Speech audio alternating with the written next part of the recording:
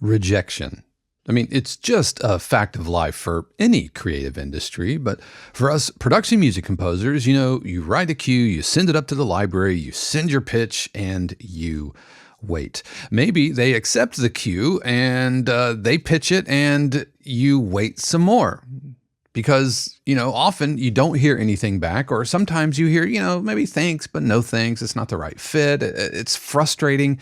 It's discouraging. And if we're not careful, it can really grind down our process. But after a decade of working in the industry and landing placements on like the NFL or Dr. Pimple Popper or How the Universe Works, I've learned that rejection isn't something to avoid or even fear. It's actually something we have to face, embrace, and use as fuel to move forward. And that's where stoicism comes in, because as it turns out, this ancient philosophy has been helping me stay grounded, resilient, and focused in an industry that's as unpredictable as it can be downright brutal. So I want to talk about stoicism and show you how it can help you navigate the highs and the lows and everything in between on this week's episode of the 52 Cues podcast.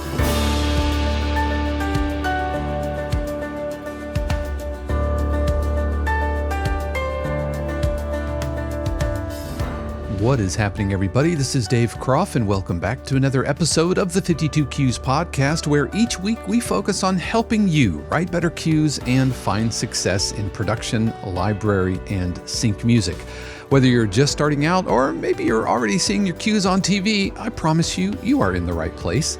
As always, a huge word of thanks to the family, friends, and neighbor subscribers of 52 Cues who are composers just like you, working to write better cues and succeed in the industry.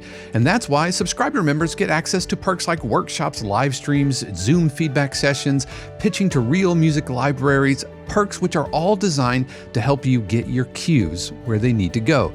So if you're curious about joining us, head over to 52cues.com or be sure to stick around because I'm going to be talking more about that a little bit later in today's episode. Speaking of today's episode, we are talking all about how the ancient philosophy of stoicism can help us production music composers stay grounded and resilient in an unpredictable world of sync licensing. Plus, I'm going to be sharing my thoughts on a dark fantasy cue written by OG 52 Cues community member Enrico Caporale. But first, what have I been working on lately? It's been a bit of a busy week this week, and so I've not written anything new that I can show you. I've got some collabs and stuff in progress. So what I wanted to do was I wanted to show an older cue that is an uplifting, intriguing, kind of a tasking type cue.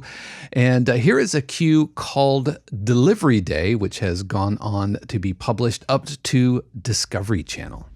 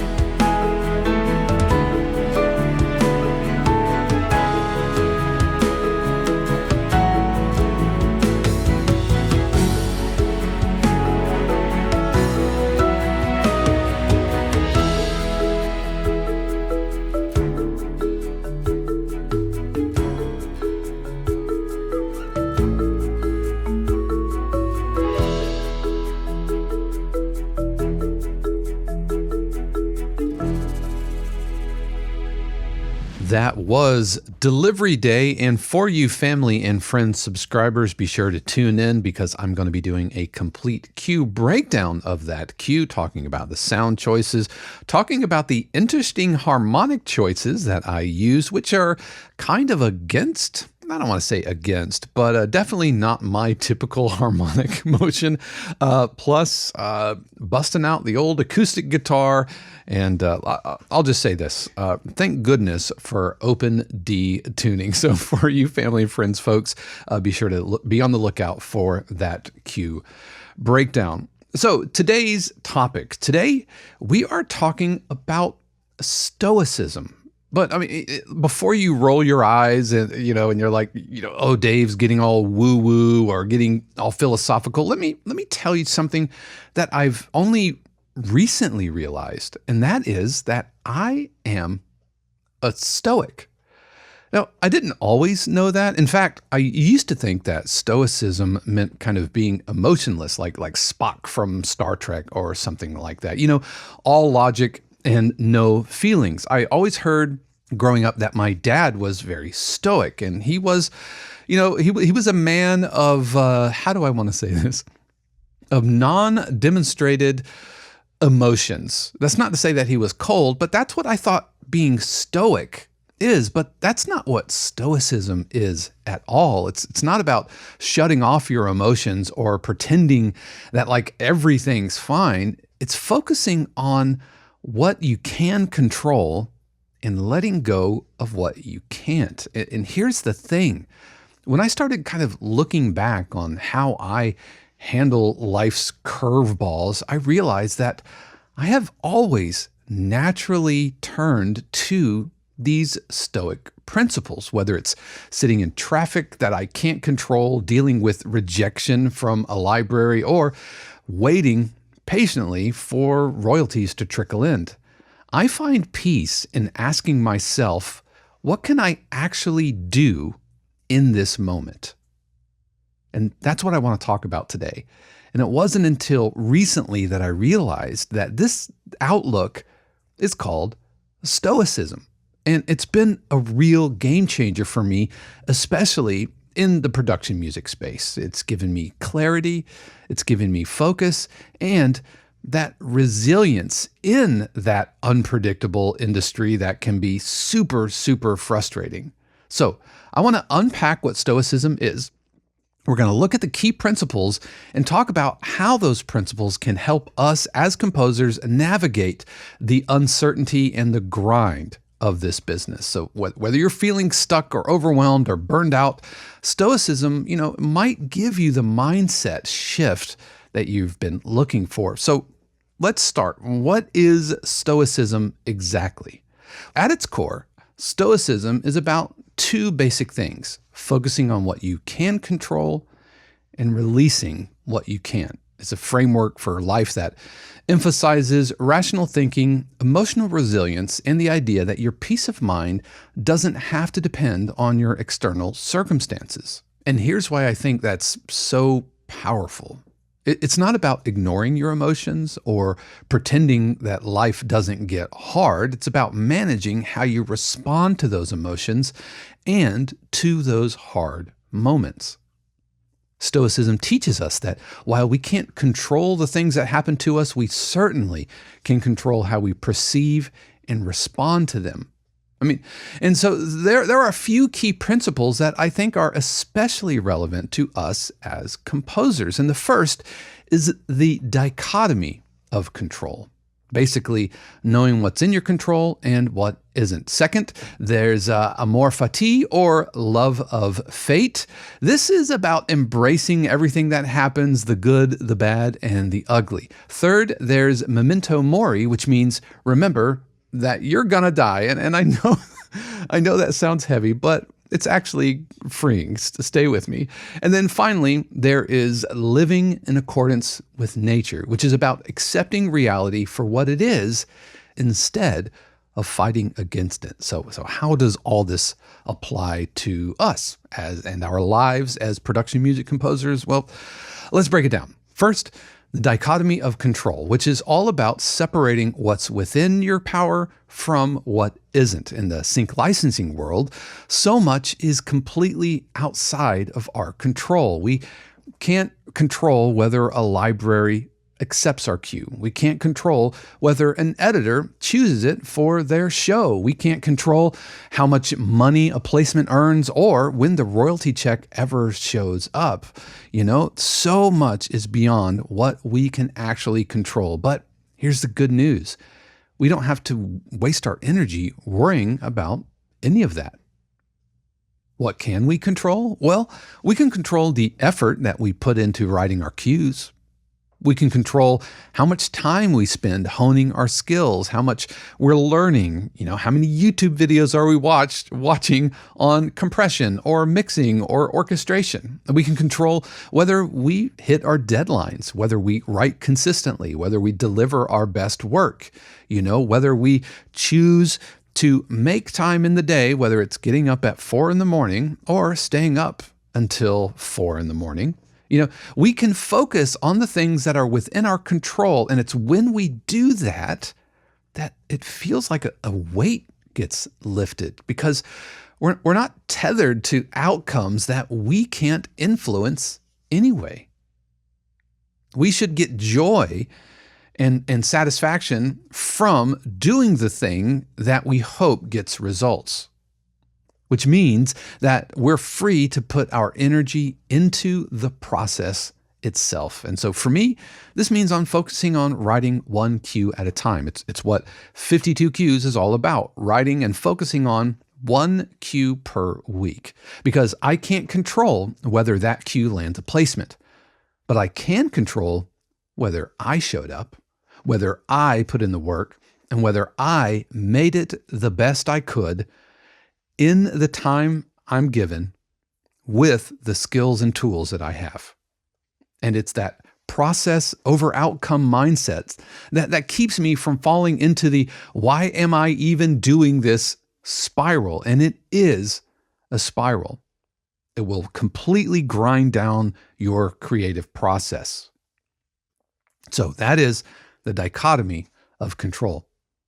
Amor Fati is the idea that embracing everything that happens, good or bad or otherwise, is just all part of the journey. And I know, in today's kind of self-help space, it's all about your journey. But really, it's not about liking every outcome, but it's about accepting it and finding a way to use it. And this one really hit home for me when I started looking at rejection differently, because rejection is just part of being a composer.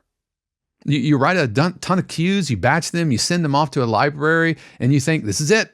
They're going to love these, and I'm fixing to be on television and rake in the cash. But then maybe they only accept a couple of them, or maybe they accept them, but they go off and nothing happens to them. They never make air. Was that all just a colossal waste of time? Well, Amor Fati teaches us to embrace those moments, not as failures, but as opportunities to grow. Maybe those rejected cues can be reworked and submitted somewhere else. Maybe we should just forget about them. Write, submit, forget, repeat. Or maybe the feedback that you do get points to a blind spot in your writing that you didn't even know was there. And this is where getting feedback from trusted peers is absolutely valuable. But anyway, either way, it's all part of the process, and it's something to be embraced rather than pushed against. For me, I try to see every setback as a chance to learn something. And, a couple of years ago, doing my year of taxi or my 17 weeks of taxi, this was what I was shooting for. Every time I got a return, I tried to say, okay, where can I grow? What can I do? What can I learn from this? I mean, it doesn't feel great. In fact, most of the time, kind of sucks. But when I remind myself that it's all part of a much larger picture, it makes it a little easier to keep going. Now, Memento Mori is the idea that remembering that our time here is finite. We have a limited amount of time on the planet, and none of us are promised tomorrow. So why even waste wondering about things that ultimately don't matter and that you can't change. And so when I think of this as a composer, it reminds me to focus on the work that's right in front of me. Don't borrow worry from a future version of you, because it's kind of robbing you of the present moment. And really, is it worth spending hours tweaking a reverb on a single snare hit because you're worried that it's the reverb that's going to keep you from getting placed? Is it worth procrastinating on a cue because maybe it might not be perfect? Or maybe I feel imposter syndrome and I don't really have it in me. Well, no. It's not worth borrowing all of that worry, because it's Memento Mori, which helps me focus on what's really important: consistency, growth, and creating cues that are going to have an impact, even if that impact is just one more placement or one more cue in the catalog or one more cue that I can pitch to a library. Every day we have the opportunity to put something meaningful out into the world. And I know this is deep, right? But that's the kind of thing that really keeps me motivated. It's what keeps me motivated here in the community. It's what helps keep me motivated to take Zoom calls at 7 a.m. from folks across the world. It's what keeps me motivated to keep writing, to keep doing this podcast. So let's finally talk about living in accordance with nature, which is about accepting the world for what it is instead of fighting against it. In the sync world, this means accepting that the industry is going to ebb and flow. Trends are going to change. Libraries are going to pivot. Placements will come and go. I mean, just last week, we had a whole episode on trends, and like vocal music is item number one. And I'm going to be lying to you if I said I wasn't a little freaked out. Freaked out? Am I freaked out? No, it's more that I know that I can't avoid the vocal aspect forever. That doesn't mean that every cue has to be a vocal cue now, but I don't think I could ignore it. No more than any modern composer looking to get music on film and television can ignore, synthesizers or DAWs. That's just the nature of the beast. So instead of fighting against the things that we can't control, we can adapt and flow with it. Maybe that means exploring a new plugin or a new style of cue that we've never written before. Or maybe it means letting go of the idea that every cue has to be the greatest masterpiece ever written. I mean, this doesn't give us an excuse to be lazy, but I mean, the sync world is unpredictable. And when you embrace that unpredictability, I think you're going to find that it's easier to stay flexible and easier to stay open to opportunities. So, at the end, what can Stoicism really teach us about being composers? It teaches us to focus on what we can control: our effort, our craft, and our mindset. It teaches us to embrace rejection and setbacks as opportunities to learn and opportunities to become better versions of ourselves. It reminds us that life is pretty short and we shouldn't waste time on things that we can't control, nor things that matter. And it encourages us to accept the production music industry for what it is and adapt accordingly. Right? Stoicism, it's not about being emotionless. It's not about being a Vulcan, live long and prosper. It's about being intentional, grounded, and resilient. And if there's one thing that I've learned is that this mindset can make all the difference when you're trying to build a sustainable career as a production music composer. But what about you? Have you ever thought about applying Stoicism or any other philosophies in your composing journey? What's one principle that you think has made the biggest impact on your career? Or maybe you're thinking about all of this for the first time. Because for me, when I realized and I was able to put kind of a name to the way that I feel, it really unlocked a whole method of thinking, and it put a name to what I thought were just abstract concepts. concepts that I've actually been talking about for a while. I just didn't know what they were actually called. Let me know in the comments below. I would absolutely love to hear your thoughts.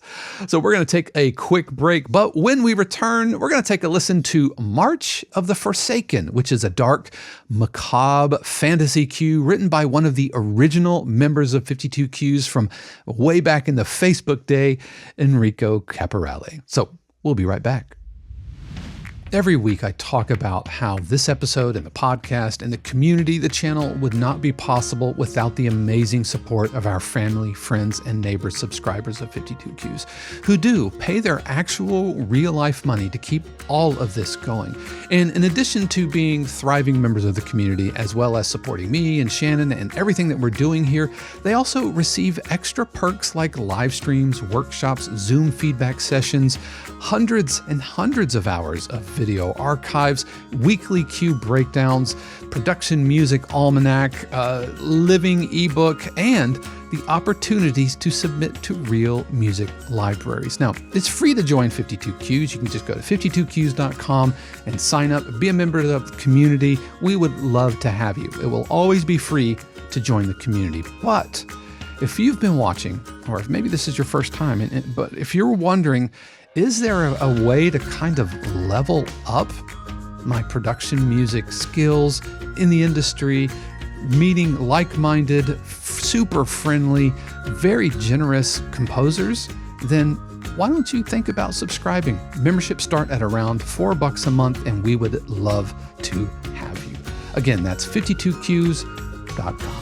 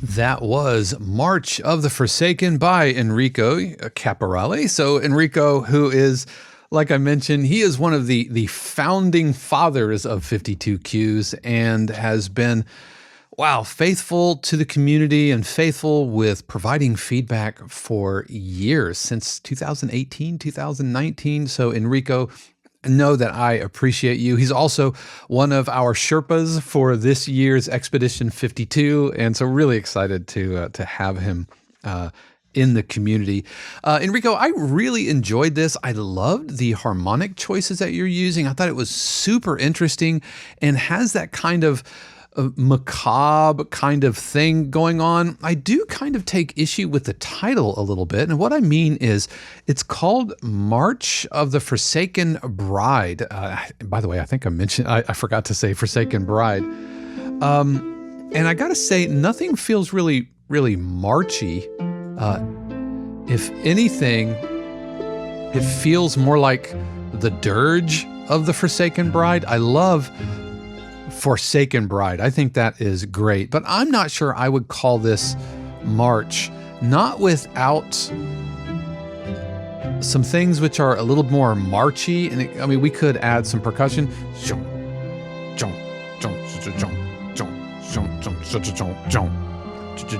jump. But I feel like that's going to kind of push it into some different territory. Or I don't know, maybe you're using the term march kind of ironically there, which could be cool as well. But that was my first takeaway, was I didn't feel like this was really a march. And I've said this on the podcast before regarding titles.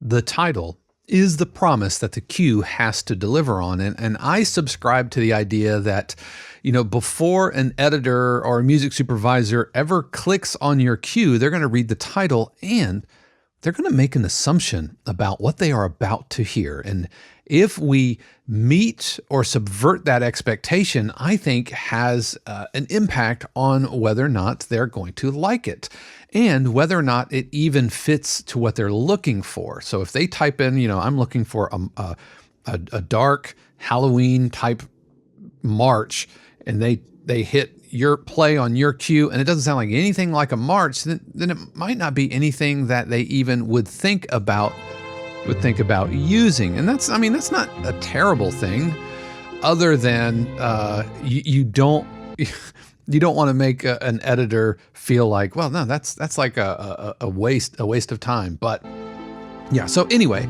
the other thing that I would say, just a couple of other notes.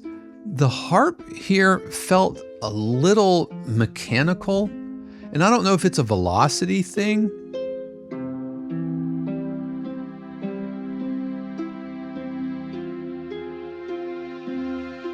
Like, again, harmonic choices are spot on here, but these all feel like the same velocity.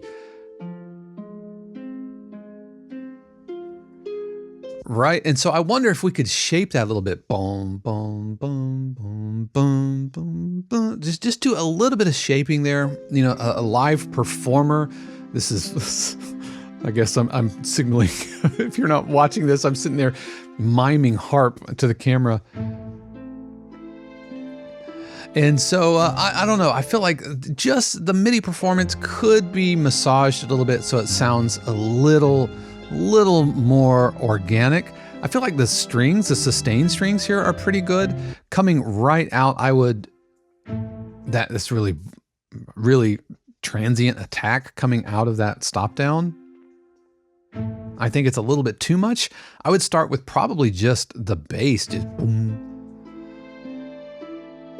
boom, boom. Nice and soft, because we went from like really kind of legato sounds to now this short sounds.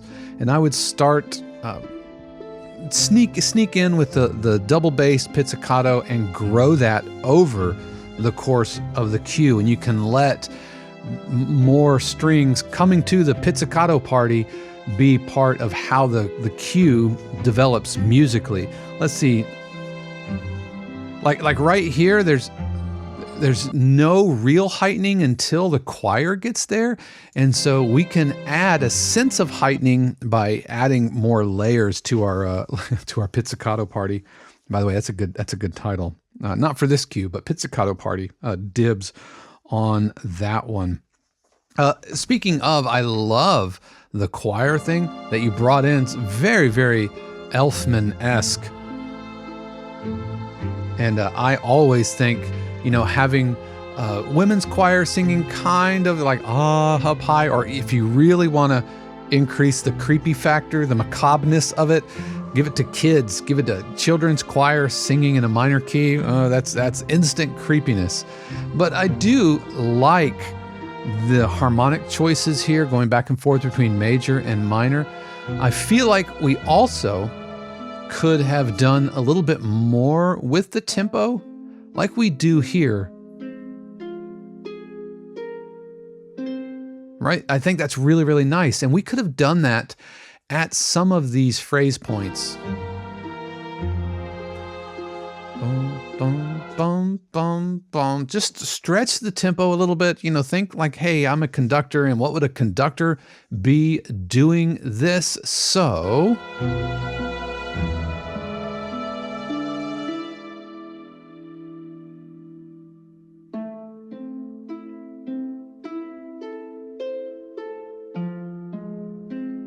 I think a little choir line, just ooh, There's my singing.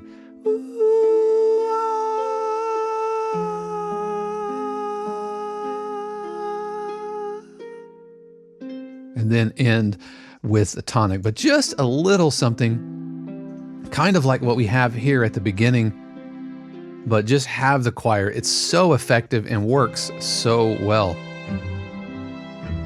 I did increase the volume of this. I raised the level so it would be a little bit more easy to hear, a little easier to hear on the podcast.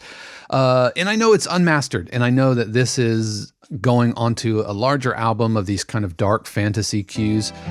But I really dug this. Again, fantastic harmonic choices, and other than some of the expression with some of the, like the harp and the pizzicato strings, just I think the performance can be massaged a little bit. I think we are in fantastic shape here. So thank you so much, Enrico, for sending this along. And like I said, thank you so much for your years, literal years of support here. And just know that I appreciate you. And if you would like to get your cue reviewed here on the podcast, then be sure to click on the submission link over in the community. Or if you would like your own 15-minute video, then head over to ismycueready.com and you can order up your very own feedback video. But that is going to do it for us this week. Again, a huge thanks to all of the family, friends, and neighbor subscribers. And you know what? Even if you're not a member subscriber, thank you. Thank you for joining us today. I know you have a ton of options out there, whether you're watching on YouTube or listening to the audio podcast. Just know that I appreciate you.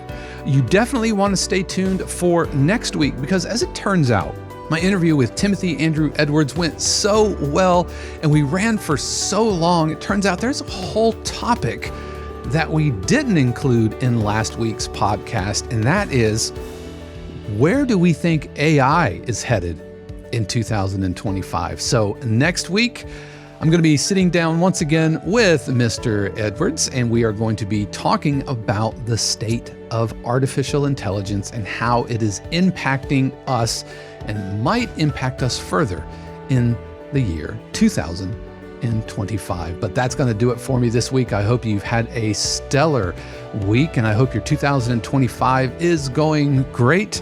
And yeah, I know. And you know what? Even if it's not, this week wasn't great, I know next week is going to be great. How do I know that? Because I trust and believe that the universe has amazing plans just for you. Until next time, peace. The 52 Cues podcast is copyright 2025 818 Studios, all rights reserved. The music played on the podcast is copyright of their respective owners and is used with permission and for educational purposes only. For more information, including joining the community, submitting your cue for review, or becoming a member subscriber of 52 Cues, head over to 52cues.com.